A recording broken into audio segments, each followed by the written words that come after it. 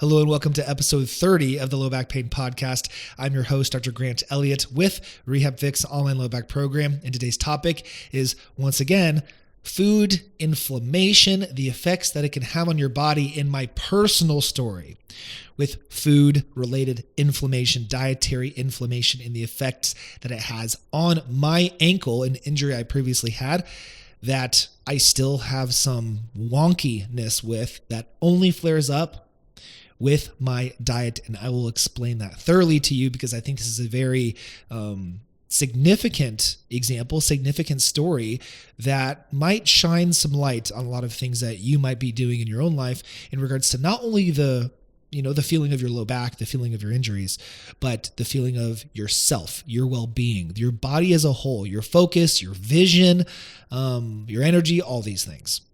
Episode 29 was all about rotational sports, how to get back into golfing, tennis, throwing, all those things, and the necessary rehab phases that you might have missed that are crucial to go through to get back to pain-free golfing or other rotational activities. Be sure to go listen to the last episode, episode 29, to find that out for yourself, how to find relief for those sensitive discs that do not like rotation yet.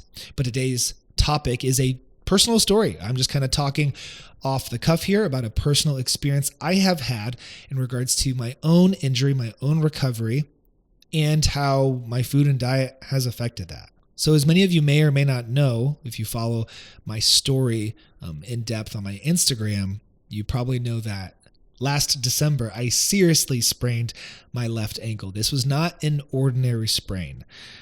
Ordinary sprains, for the most part, I've had in the past, no big deal. Within a week or two, I'm totally fine. Okay, these things usually heal quickly if you're doing the right things, you know what you're doing. At this point in my career, I feel as though I am pretty good at recovering from injuries and I know what to do to speed along the process. And I was doing everything there is, and I was rapidly improving to a certain extent. And then it became very, very, very slow. I did end up getting an MRI because I was shocked at how slow it started, plateauing. And I did still after months of dealing with it, I still had bone edema, significant signs of trauma within multiple ligaments. I jacked my ankle up, and I still have limitations in range of motion. For the most part, I can do whatever I want. All the machines at the gym I can pretty much do. Certain things I can't go super, super deep on just because my range of motion is still a little bit asymmetrical. But something that I found very interesting, also, as some of you may or may not know, I competed in a bodybuilding competition August 7th. This all plays into the point of this podcast, I promise. Okay, I'm not just talking about myself here. I dieted for 4 months for that. I lost a lot of fat. I would like to think almost all of my body fat. I got in pretty decent shape in regards to bodybuilding standards. My diet was very, very simple. I was not having any sugars, at least any significant quantity outside of what might have been in my very, very low calorie condiments, for months. No sort of processed food for months. No, very, very simple, clean diet for months. What I noticed is at that process, even though physically I wasn't feeling fantastic because I was preparing for a bodybuilding show, my mobility, all-time high. My flexibility, all-time high. My just kind of the control I had of my body, all-time high. The mobility of my ankle, my left ankle, that's kind of been, just kind of a lingering issue, all-time best. Generally speaking, it's still swollen all the time, which is crazy to think about because it happened last December. But best mobility. It essentially looked like my other ankle. I could get deeper in squats than I had since the injury. It was great. After my bodybuilding show, once again, as some of you may or may not know, that is the catchphrase of today's episode. If you've been following me, I can eat a lot of food. And after my bodybuilding competition, I was letting go a bit. And so I'm eating the good stuff. All right. I'm putting down donuts. I'm getting pizza. I'm going out and even getting fast food stuff that I haven't had in forever just because I want to. Okay. And here's the climax, so to speak, of this podcast.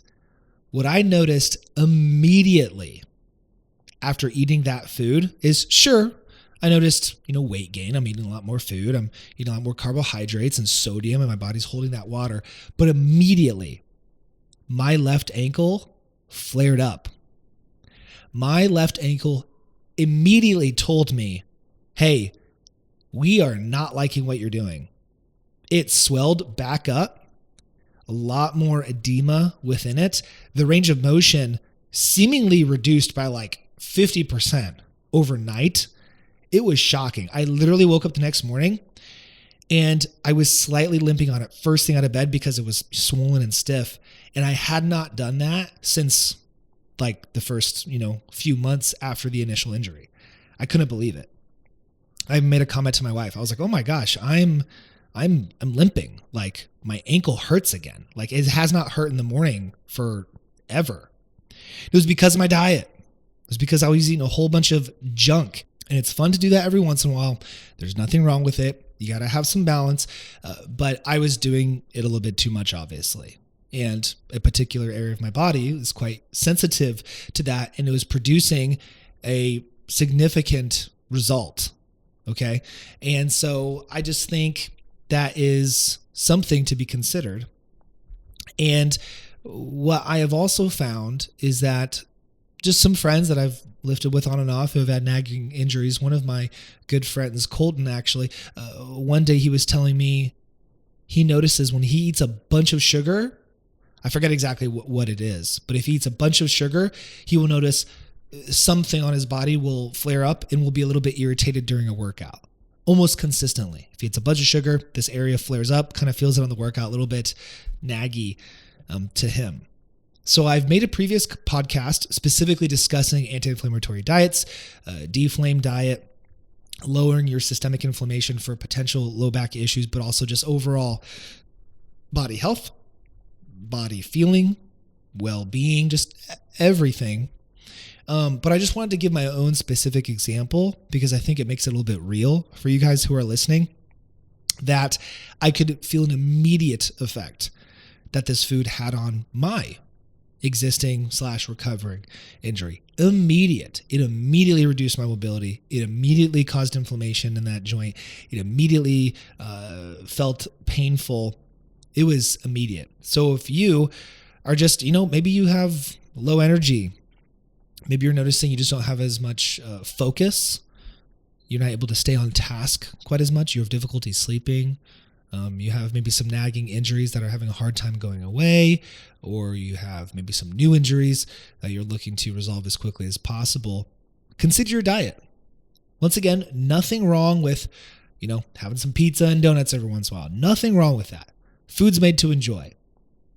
But if you're consuming, high grain, high flour, high sugar, processed foods a little bit more frequently than you should be, that could be related to the way that you're feeling.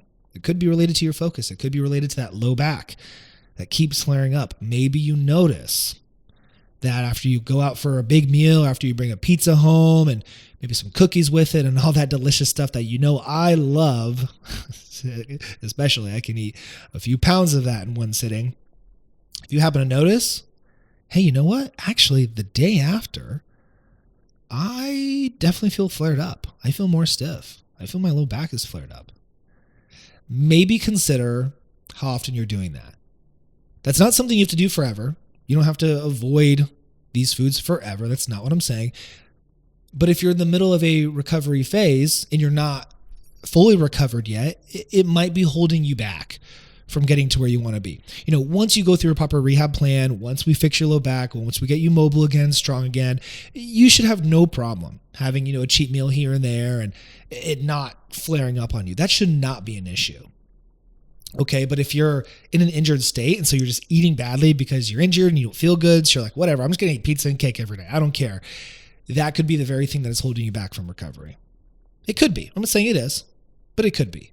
But it certainly is not going to contribute to overall good health. It's going to affect your fasting glucose levels. We don't want high blood glucose all the time.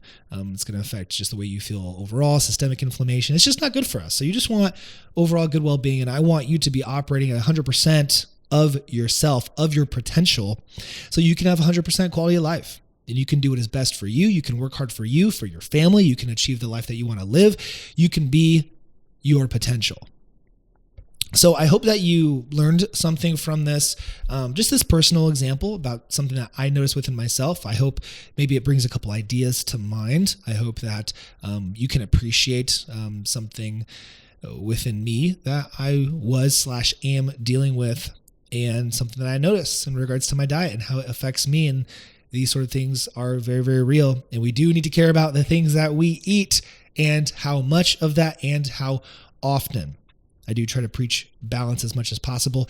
I do some crazy cheat nights, as you guys know, but then the following days, I go back to highly nutrient-dense foods, clean eating, making sure I get plenty of water. I let my body return to a baseline before I consider doing that again. Balance, guys, balance. And get your life to where you want to be. So if you are struggling with low back issues, let me know. I would love to help. I would love to work with you one-on-one, you and I, wherever you are in the world. Distance is not a barrier unless you make it one. If you're motivated and committed, that's all you need. And you need to be coachable as well. Submit an application using the link found in the show notes or on my bio, on my Instagram, or on my website, or in the description of the YouTube.